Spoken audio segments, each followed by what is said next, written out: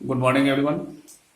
Last lecture में हम लोगों ने क्या देखा कि आपने मॉलिक्यूलर सॉलिड का क्लासिफिकेशन किया था। मॉलिक्यूलर सॉलिड में पोलर मॉलिक्यूलर थे, नॉन पोलर मॉलिक्यूलर थे और हाइड्रोजन बॉन्डेड मॉलिक्यूलर सॉलिड के बारे में बात करी थी हमने। आज क्रिस्टलाइन का जो नेक्स्ट पार्ट है आपका मॉलिक्यूलर सॉलिड के बाद, वो है आपका metallic solid.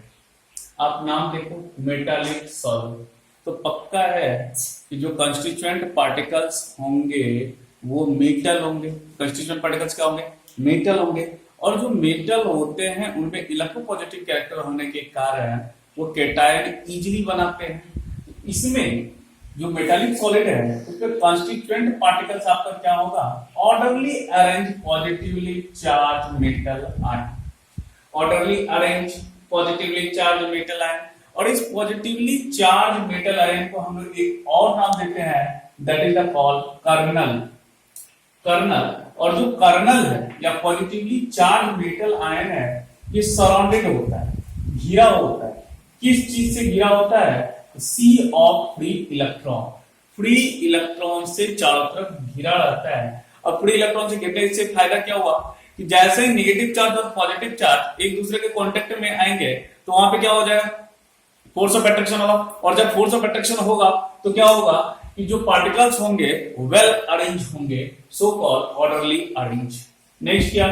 Held by the metallic bond, they possess high electrical and thermal conductivity. तो ये क्या है इसके पास? Free electron. फ्री इलेक्ट्रॉन है तो इलेक्ट्रिकल कंडक्टिविटी भी ज्यादा और थर्मल कंडक्टिविटी भी ज्यादा। They possess lustre and colour due to the free electron. इस पार्ट में ध्यान देंगे, ये लस्टर भी होते हैं और कलर भी शो करते हैं। कलर क्यों शो करते हैं? तो कलर शो करने के पीछे का जो कारण है वो है अपना फ्री इलेक्ट्रॉन। फ्री इलेक्ट्रॉन क्या करता कि अपने मीन पोजीशन के अबाउट है, जैसे ही इसमें सनलाइट पड़ा ये मीन पोजीशन के अबाउट ऑसिलेट करेगा। और जब मीन पोजीशन के अबाउट ऑसिलेट कर रहा होता और उस पर आप सनलाइट डालते हो तो सनलाइट चारों तरफ क्या होंगे? डिफ्रेक्ट होंगे। और जब डिफ्रेक्ट होंगे तो कलर शो करेंगे। इसलिए मेटालिक सॉलिड जो होते हैं कलर शो करते हैं। They are highly malleable and ductile. They have high melting point and the high density due to the close packing. अगर आप ध्यान से दो तो मेटल की जितने प्रॉपर्टीज हैं, मेटल जो हम लोग 7th में पढ़े हुए हैं, मेटल के जो भी प्रॉपर्टीज हैं वो सारे के सारे आपके किसमें आते हैं? Metallic solid. नेक्स्ट आपका है कोवैलेंट और नेटवर्क सॉलिड। ध्यान देंगे, नेटवर्क मतलब एक 3 डायमेंशनल अरेंजमेंट का बनना, फिर उससे दूसरे पार्टिकल का जुड़ना, फिर उस पार्टिकल से किसी और पार्टिकल का जुड़ना, और ऐसे जुड़ते जुड़ते बहुत बड़ा नेटवर्क बनाना। और दूसरा क्या? कोवैलेंट, मतलब जब भी आप नेटवर्क बना रहे होगे तो उसके बीच में जो बॉन्ड काम करेगा कौन सा करेगा? Covalent bond. तो the constituent particles of non metal atom, जो कंस्टिट्यूएंट पार्टिकल्स है वो क्या होंगे? नॉन मेटल एटम होंगे और एक दूसरे से जुड़े हुए होंगे। किससे? कोवैलेंट बॉन्ड से थ्रू आउट द क्रिस्टल। पूरे नेटवर्क में कोवैलेंट बॉन्ड से एक एटम दूसरे एटम से जुड़ा हुआ होगा और जो एटम होंगे वो नॉन मेटालिक एटम होंगे, ना कि मेटालिक एटम। तो held by the covalent bond, they are very hard. Hard क्यों? क्योंकि भाई नेटवर्क बना रहे हो, बहुत सारे जुड़े हुए हैं एक दूसरे से और कोवैलेंट बॉन्ड से जुड़े हुए हैं, तो पक्का है कि हार्ड होगा। Brittle due to the covalent bond are strong and directional in nature. They have extremely high melting point, क्योंकि नंबर ऑफ एटम ज्यादा जुड़ रहा। They are insulator and do not conduct electricity. इस पॉइंट पे ध्यान देंगे कि जो कोवैलेंट और नेटवर्क होते हैं ये आपके इंसुलेटर होते हैं, मतलब कंडक्टिंग इलेक्ट्रिसिटी को कंडक्ट नहीं करते। लेकिन एक एक्सेप्शन भी है अपना, ग्रेफाइट, जो सॉफ्ट होता है और इलेक्ट्रिसिटी का गुड कंडक्टर होता है। एक्सेप्शन को भी ध्यान में रखेंगे।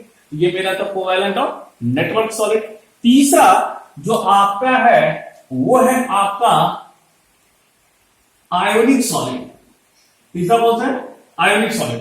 नाम जैसा आप देख रहे हो, आयोनिक सॉलिड मींस क्या? जो कंस्टिट्यूएंट पार्टिकल्स होंगे आयंस होंगे। अब आयंस क्या होते हैं? दो तरह के होंगे, आइदर पॉजिटिवली चार्ज पार्टिकल्स होंगे या फिर नेगेटिवली चार्ज आयंस होंगे। और electrical insulated in solid phase due to its electron are not free to move. मतलब जब आयोनिक सॉलिड को आप सॉलिड फेज में एज्यूम करते हो, सॉलिड फेज में लेते हो, तो सॉलिड फेज में जब हम लेते हैं तो सॉलिड फेज में जब आप लेते हो तो सॉलिड फेज में जो पॉजिटिव और नेगेटिव है दोनों एक दूसरे से कूलम्बिक फोर्स से, इलेक्ट्रोस्टैटिक फोर्स से जुड़े हुए होंगे।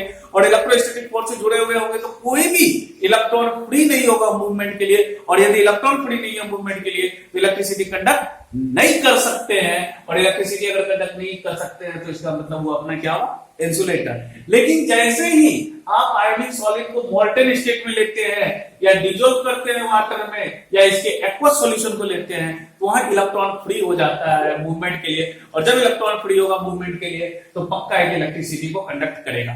मतलब आयोनिक सॉलिड फेज में इलेक्ट्रिसिटी कंडक्ट नहीं करने वाला, लेकिन when dissolve in water, when taken in a molten phase, when taken in a aqueous solution, then they conduct electricity. They are soluble in the polar solvent, but insoluble in non-polar solvent. Polar में क्यों भाई और non polar में क्यों नहीं? अगर आप ध्यान दो कि आप सोल्यूबल बना रहे हो पोलर सॉल्वेंट में, इसका मतलब कहने के चार्ज एक दूसरे को बैलेंस कर रहा हुआ सोल्युबिलिटी फेज में, यानी like dissolve like water. Ionic खुद में पोलरिटी डेवलप करने वाला और नॉन पोलर पोलरिटी डेवलप नहीं करना। आयोनिक पोलरिटी डेवलप कर रहा, पोलर भी पोलरिटी डेवलप करेगा। तो लाइक डिजोल्व लाइक के कंसेप्ट के हिसाब से बोल सकते हैं कि they are soluble in the polar solvent but insoluble in non polar solvent. अगला क्या, they are hard due to the electrostatic force. They are hard due to the strong electrostatic force. और इलेक्ट्रोस्टैटिक फोर्स मतलब क्या, Coulombic force. और Coulombic force अपने को पता कि जब दो अपोजिट चार्ज कुछ डिस्टेंस से सेपरेट हो, then the force between them is 4 pi epsilon naught q1 q2 upon r square, when epsilon naught is the permittivity और absolute permittivity। अब जब ध्यान देंगे ये वाला कंसेप्ट तो हम लोग जो इलेक्ट्रोस्टैटिक होगा फिजिक्स का उसमें पढ़ते हैं हम लोग कि कैसे फोर्स निकालते हैं। यही फोर्स आयनिक सॉलिड के पार्टिकल्स के बीच लगता और ये बहुत ज्यादा स्ट्रॉन्ग होता, और स्ट्रॉन्ग होने के कारण ये क्या होता है, हार्ड होता है। अब यदि इलेक्ट्रोस्टैटिक फोर्स स्ट्रॉन्ग है तो पक्का है कि उसका मेल्टिंग पॉइंट और बॉइलिंग पॉइंट भी क्या होगा, हार्ड होगा। ये आज हम लोगों का क्रिस्टलाइन के सारे चारों टॉपिक आपके हो चुके हैं। कौन कौन सा, तो आप याद करो कि सबसे पहले मैंने आपको बताया था टाइप्स ऑफ सॉलिड में क्रिस्टलाइन, एमॉर्फस और पॉलीमॉर्फस। फिर मैंने क्लासिफिकेशन की थी क्रिस्टलाइन के मॉलिक्यूलर सॉलिड, मेटालिक सॉलिड और आपके नेटवर्क और कोवैलेंट सॉलिड और आयनिक सॉलिड।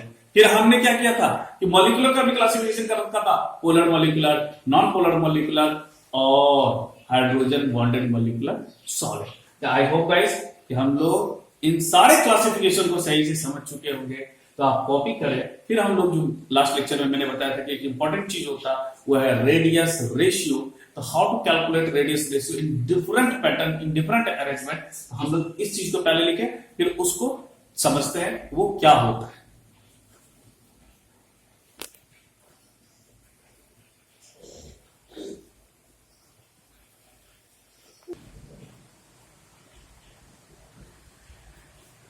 चलो सर, हम लोग अब क्लासिफिकेशन के बाद रेडियस रेशियो की बात करें। रेडियस रेशियो आपके लिए इसलिए इंपॉर्टेंट है क्योंकि यहाँ से क्वेश्चन आता है। जीमेंस 2017 में भी आपके क्वेश्चन थे, एडवांस में भी इसके क्वेश्चन आ चुके हैं। इवन मेडिकल के लिए भी ये ज्यादा बेनिफिशियल है क्योंकि यहाँ से डायरेक्ट क्वेश्चन हम लोगों का आता है। तो सबसे पहले रेडियस रेशियो क्या होता है हम इसको समझ लें। It is simply defined as कि ratio of radius of cation to the radius of anion is known as radius ratio. तो सबसे पहले जल्दी से क्या लिख ले भाई, it is ratio of radius of cation. और मैं मान लेता हूं रेडियस ऑफ कैटायन अपने लिए क्या होगा, small r, and radius of anion. और हमने एनायन का रेडियस क्या है, क्या है, कैपिटल आर। नाउ सबसे पहले हम लोग किसके लिए बात कर ले, फॉर ट्रायंगुलर पार्ट्स के लिए बात करते हैं। ट्रायंगुलर पार्ट्स की में कैसे आपका रेडियस रेशियो डिफाइंड होता है। वैसे सपोज करते हैं कि ये तीन आइडेंटिकल पार्टिकल्स को हम लोग अरेंज कर रहे हैं। सही है, तीन आइडेंटिकल पार्टिकल को अरेंज करते हैं और इस पार्टिकल्स को क्या मान के चल रहे हैं हम लोग, निगेटिव, यानी एनायन है आपका। और जो बीच में आपको वाइड दिख रहे हैं उस वाइड में एक कैटायन को हम फिट करने वाले हैं। इट मींस अब जो ज्योमेट्री होगा आपका कुछ इस हिसाब का और इस बीच में ब्लू वाले पे ध्यान देंगे, ये मेरा केटायन है, एनायन एनायन एनायन, और बीच में वॉइड में क्या रखा मैंने, केटायन। तो आपका अगर मैं इस सारे सेंटर को मिला दूं तो क्या एक ट्रायंगल बनेगा, क्या एक ट्रायंगल बनेगा। और ये ट्रायंगल कैसा होगा, equilateral, because this distance is capital R, this is capital R. It means ये कितना 2r, ये कितना 2r, ये कितना 2r, पक्का इक्विलेटरल ट्रायंगल होगा। और इस केटायन के सेंटर को भी अगर मिला दूं तो इस डिस्टेंस पे आप ध्यान देना, ये अगर केटायन के सेंटर को मैंने एनायन के सेंटर से मिला दिया तो ये डिस्टेंस एक्चुअली में क्या होगा, तो एक तरफ तो रेडियस होगा किसका, एनायन का, प्लस रेडियस होगा किसका, केटायन का। अब आप देखो ये एंगल कितने 60 डिग्री, एंगल कितने 60 डिग्री, ये भी कितना 60 डिग्री, ये भी कितना 60 डिग्री, और मैंने इसे बाइसेक्ट कर रखा है तो पक्का है कि ये एंगल आपका कितना होगा 30 डिग्री। ये एंगल कितने हो रहे हैं 90 डिग्री, 90 डिग्री। तो चलो बात करें हम लोग यदि cos 30 की, तो cos 30 अगर अपन लगाते हैं इसमें cos 30, cos 30 is equal to the base by hypotenuse. Base कितना, तो पूरा का पूरा 2r, परपेंडिकुलर जहां तक आप रखे हुए हो वो distance capital R, it means this is the capital R and the hypotenuse is capital R plus small r, means radius of the cation and the radius of the anion, ये distance. अब cos 30 का formula अगर हम लोग लगा लें तो क्या यहां से स्मॉल r और कैपिटल R नहीं निकाल सकते। फटाक से जरा सा सोल्व करेंगे कि cos 30 लगाते हैं और क्या आपका आता है, √3/2, it means √3r plus small r is equal to the 2r। Solve किया जाए, √3 small r is equal to the 2r। और यदि मैं बात कर लूं √3r is equal to the 2 minus √3 capital R, it means small r by capital R is equal to the 2 minus √3 divided by √3 and this is equal to the 0.155. Small r by capital R is equal to the 0.155. इसका मतलब क्या हुआ, यदि radius ratio, पहला concept समझ लें, यदि radius ratio आपका 0 से 0.155 तक आएगा तो जो शेप होगा वो आपका लीनियर होने वाला। दूसरा स्मॉल r बाई जो कैपिटल R है, यदि 0.155 एक ही तरफ लिख रहा हूं और यहां इक्वालिटी लगाया है मैंने, 0.155 के बराबर हो या उससे बड़ा हो तो जो शेप मिलने वाला होगा वो देखिए ट्रायंगुलर शेप मिलेगा। अब इधर का रेंज मैंने खाली रखा है कि भाई यहां आप क्या फिट करोगे, यानी किस रेंज में आपका आएगा तो ट्रायंगुलर लेंगे। तो नेक्स्ट जो हम लोग देखेंगे टेट्राहेड्रल के ऊपर, उसका जब हम लोग निकाल ले तब जाके मैं ये बता पाऊंगा, तब मैं आपको बताऊंगा जब टेट्राहेड्रल के लिए मैं निकाल लूं तो मैं बताऊंगा कि यहां आप क्या रखोगे और इस वाले चीज को हम लोग क्या बोलेंगे ट्रायंगुलर। तो ये बाकी चीजें हम लोग पढ़ेंगे, ऑक्टाहेड्रल क्या होता है या समथिंग, बाकी क्यूब के लिए क्या निकालते हैं, तो सारे के लिए रेडियस रेशियो कैलकुलेट करके मैं आपको बताऊंगा। नेक्स्ट वीडियो लेक्चर में मैं आपको बताऊंगा कि रेडियस रेशियो बाकी के लिए कैसे कैलकुलेट करते हैं। और आज के लिए फिर से मैं कहना चाहूंगा, जो पढ़ने वाले बच्चे हैं, जो अच्छे बच्चे हैं, वो कमेंट सेक्शन में अपने डाउट को डालिए, लाइक कीजिए, सब्सक्राइब कीजिए, और जितने भी डाउट है, अच्छे क्वेश्चन है, आप उसको डालिए। जो आपसे नहीं बनना मैं आपको बना के आपके पास पहुंचाऊंगा, ताकि आप घर बैठे अपने आप को इंप्रूव कर सको और अपने रिजल्ट को ले सको। Thank you.